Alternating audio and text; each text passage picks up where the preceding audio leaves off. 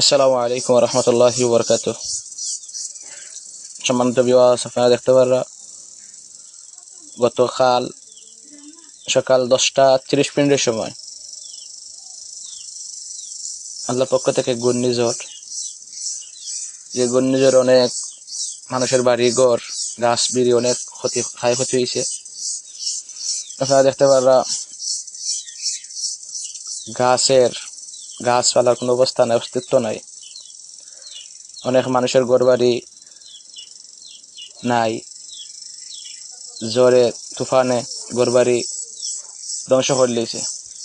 আল্লাহ আমরা সবাই হেফাজত করতা, যারা ক্ষয়ক্ষতি হয়েছে আল্লাহ তারা ধৈর্য তারা তৌফিক দিতা। আল্লাহ যেন এটা গজব থেকে, এটা ঘূর্ণিঝড় থেকে আমরা সবাই হেফাজত করুন।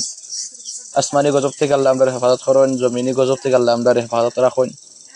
সবসময় আমরা দোয়া করতাম, নামাজ পড়তাম, আল্লাহর গুলামি করে দোয়া করতাম। এটা আল্লাহর পক্ষ থেকে গজব, যে ঘূর্ণিঝড় দিছে আমার লাইফের মাঝে আমি এরকম ঘূর্ণিঝড় দেখি নাই।